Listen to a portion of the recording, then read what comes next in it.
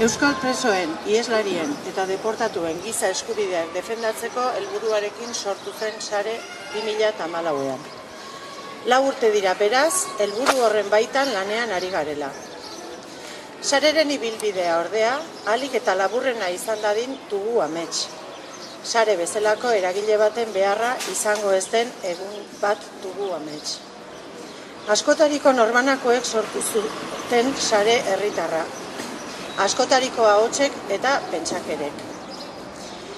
Baina helburu bakarrarekin eta berberarekin, gatazkari irtenbidea bilatzea eta gobernu espainolak zein frantsesak mendekuan oinarrituriko neurri politikoak indargabetzea. Sareren lan ildoak ondorengoak dira. 1. Urruntze politikaren amaiera.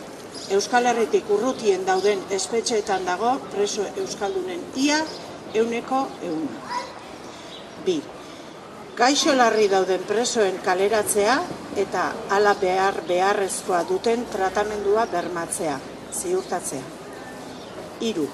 Bizi osorako zigorren eta espetxealdi luzapenen bukaera, alegia zigorraren 3 laurdenak eta 2 herenak beteta dituztenen kaleratzea. 4. Lehenengo graduaren ezarpenaren aldaketa. Euskal presoen 95%ari sistematikoki ezartzen zaio lehen gradua. Preso sozialen 2%. Lehen graduan sailkaturik dauden presoen bizi baldintzek isolamendua, sakabanaketa, bakartze egoera eta kalte psikologiko ikaragarria esan nahi dute. Ez dira urratzen diren eskubide bakarrak, eta egoera aldatzeko era berean lanean dihardugu. Batetik, amen, aiten zein aurren eskubideak. Horien eta presoaren arteko harremanak eta komunikazioa era intimo batean gauzatzea. Bestetik, euskara mintzatu, komunikatu eta ikasteko eskubidea. Baita, ikasketak inolako trabarik gabe egin ahal izatea. Eta emakume presoen kasuan, emakume izate hutsagatik gertatzen diren urraketak. Urraketa horiek guztiak estatu indarkeriaren adierazpena besterik ez dira. Eta hortaz, amorrutik eta mendekutik ezarritako baldintzak. Azken batean, zigor bikoitza presoei eta senideei. Buruntza eskualdean, 27 euskal preso ditugu. 19 hernaniarrak, astigatar bat, 4 andoaindar, 2 usurbildar eta 4 lasarte horietar. Denak urruntze politikaren mende. Horietatik 2 larri gaixorik, Ibon Fernandez Iradi, lasartearra, eta Gari Arruarte hernaniarra. 5 emakumezko, guztiak bakartuak eta sistema matxista baten menpe.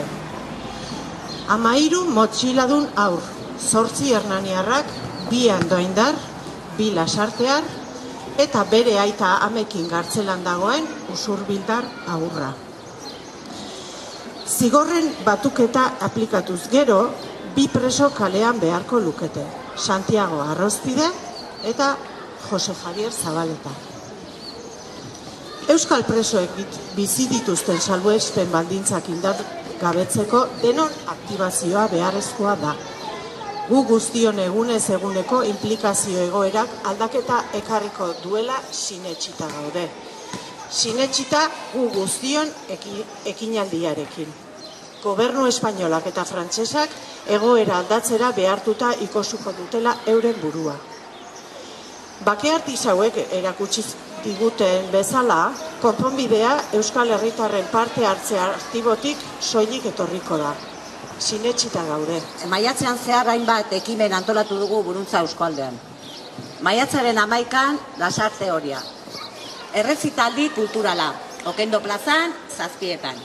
Herriko presoen berri emango da eta euren giza eskubideak aldarrikatuko.